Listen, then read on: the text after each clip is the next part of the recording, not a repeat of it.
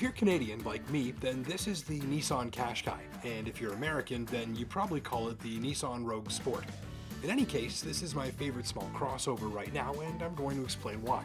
Little background first, this is the latest Nissan utility vehicle, and a small crossover slotted in beneath the Nissan Rogue in the product lineup. The marketing department figures you'll want to consider this if you're after something that's sort of like a compact car, but a little taller, more versatile, more roomy, and with all-wheel drive. So, why is it my favorite right now? Well, first, the ride. Qashqai rides smack between sporty and comfortable, not too much of one or the other. It's responsive and eager without powdering your spine, and it's comfortable and laid back, but without riding like a great big old geriatric sponge cake. If you like something that's a bit sporty but also has road trip ready comfort in the ride department, this hits the mark. But even better than all of that is how it handles rough roads, which in Sudbury, Ontario, where I live, is literally all of them.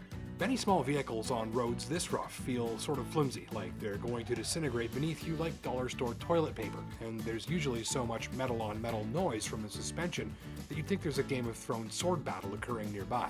Not here though. It takes a rougher than average road indeed to drag Qashqai's ride quality and comfort levels down. Second, the powertrain. The 141 horsepower 2-liter engine is snottier than you think. The CVT transmission has no gears but can pretend to shift, so it feels like a normal transmission, and the engine and gearbox, or ungearbox I guess, work very nicely together. Even driven hard, the powertrain stays refined, relatively quiet, delivers pleasing get up and go, and never sounds like an old Hoover choking on a shag carpet. Third, the controls, and particularly the brakes and steering, both of which feel nicely set up, exhibit higher than average attention to detail in terms of how they feel, load up, and respond at the tips of your fingers and toes, and they both work very well. It's just a little bit of extra polish that makes it that touch nicer and more upscale to drive.